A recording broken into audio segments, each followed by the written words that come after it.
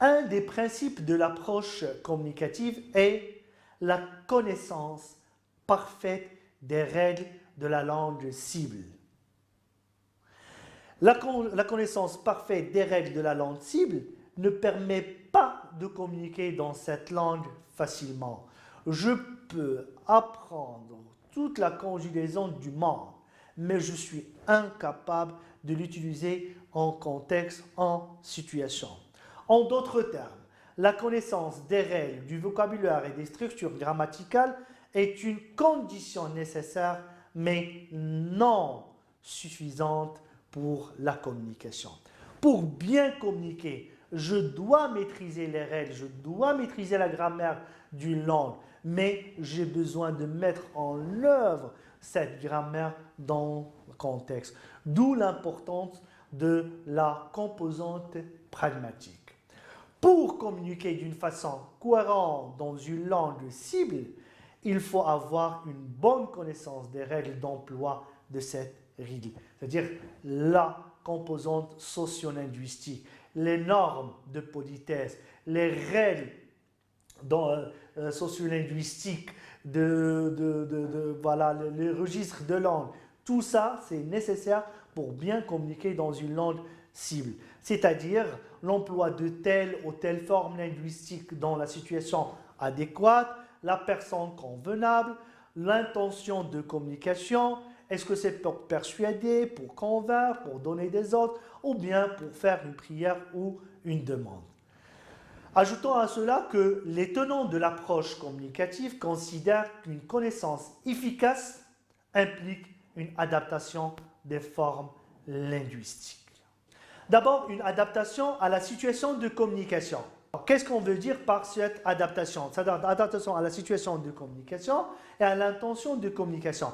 La situation de communication, c'est-à-dire le statut de l'interlocuteur, l'âge, le rang social ou bien le lieu physique, mais bien sûr l'intention de communication, l'acte de parole, demander, ordonner, donner ou bien faire une prière, ainsi de suite. On parle de la double dimension adaptative de la langue. Ce schéma, comme vous avez vu, représente la double dimension adaptative à l'intention et à la situation de communication. Maintenant, quelle est la part de la culture dans l'approche communicative? On a vu que dans les approches et les méthodes précédentes, la culture a été négligée, reléguée au deuxième degré. Oui, pour une raison, pour une autre. Alors, dans l'approche communicative, la culture fait référence à la vie quotidienne en tenant compte de comportements non verbaux qui accompagnent toute communication verbale. Ceci dit que dans l'approche communicative, la culture est présente par rapport à la dimension socio-linguistique et socio-culturelle d'une compétence de communication. Maintenant, on va parler de la conception de l'apprentissage. Nous avons vu d'abord la conception de la langue, compétence de communication, les composants de la compétence de communication selon Canal et Swain. Et maintenant, on va voir la nature de l'apprentissage. Comment l'approche communicative conçoit l'apprentissage. D'abord, il y a la linguistique générative. L'apprentissage d'une langue cible était basé essentiellement sur la formation d'un ensemble d'habitudes. Il était plus orienté par des mécanismes externes, c'est-à-dire par imitation d'énoncés. Donc, on fait référence à l'approche situationnelle. Bien sûr, en faisant aussi référence à la psychologie cognitive.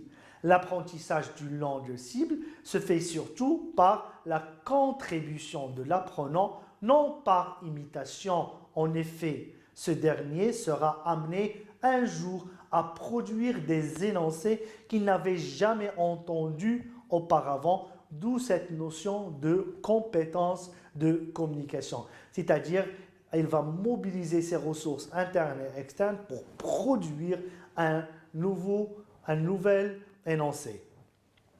C'est pour cela que l'apprentissage d'une langue est principalement axé sur l'assimilation des règles permettant de produire des énoncés nouveaux au lieu de répéter des suites de phrases déjà entendues dans l'environnement extérieur.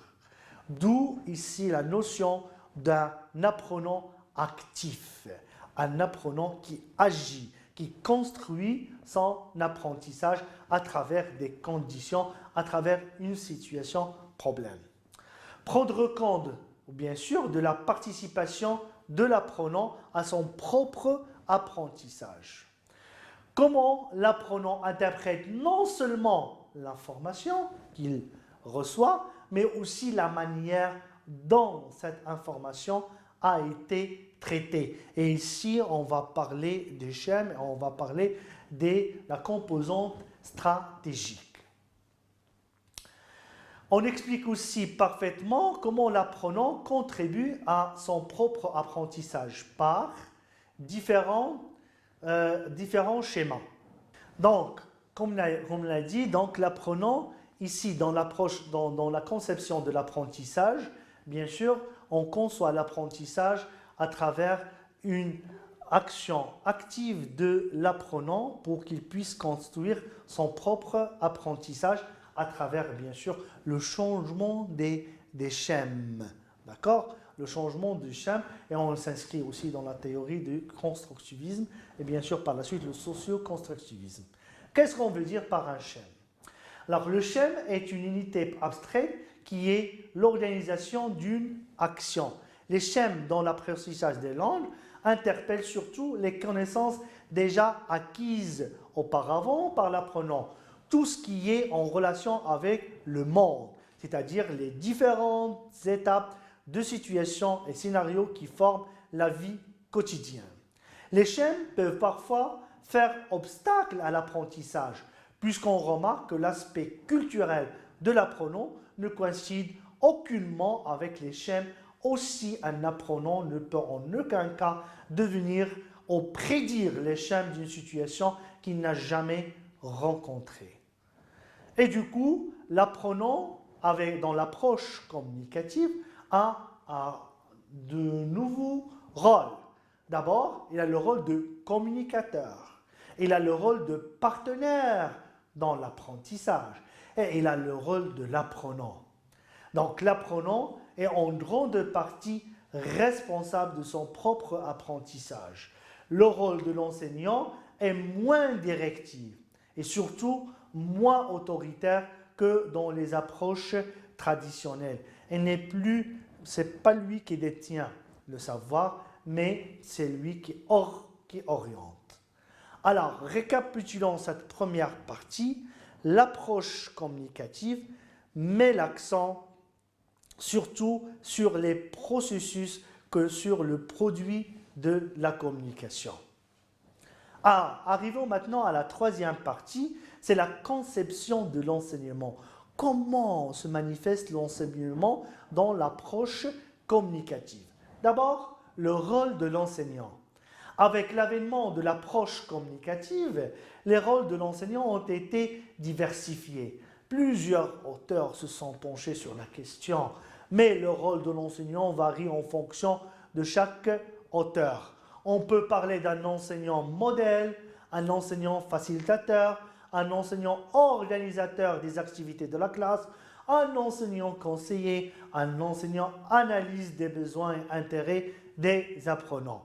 Les rôles de l'enseignant de la langue cible, suivant le programme, par exemple, du ministère de l'Éducation, on peut parler de développer chez l'apprenant une attitude positive face à l'apprentissage de l'emploi.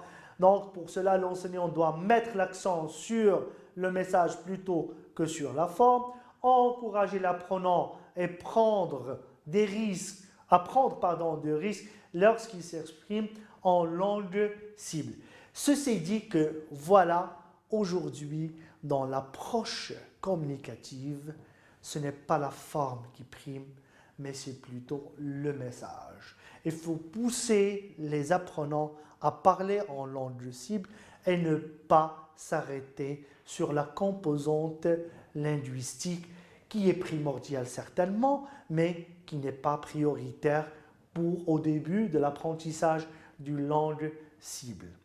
Bien sûr, l'enseignant, il doit créer un environnement linguistique riche et varié afin de permettre à l'apprenant d'émettre ses propres hypothèses et de créer ses propres énoncés.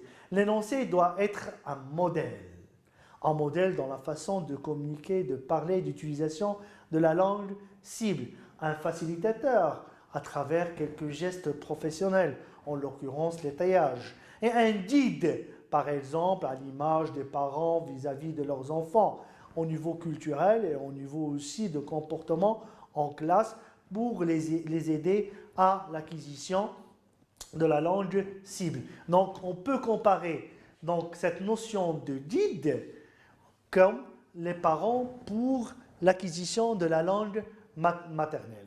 L'enseignant aussi doit rendre l'apprentissage signifiant. Et ça, c'est le premier ajout de la langue, de l'approche communicative, c'est-à-dire que dans l'approche communicative, l'enseignement est signifiant, c'est-à-dire à partir des textes authentiques. J'utilise les guillemets parce que dans la perspective actionnelle, on va changer cette notion de l'authenticité. Parce que dans l'approche communicative, lorsqu'on parle de textes authentiques, je fais référence à des extraits de romans, à des extraits de journaux, à des extraits de documents qu'on trouve partout. Mais dans la perspective actionnelle, on va aller plus loin dans l'authenticité, va vers des extraits des extraits de médias, des extraits des menus de restaurants, ainsi de suite. On reviendra en ça lorsqu'on parlera de la perspective action.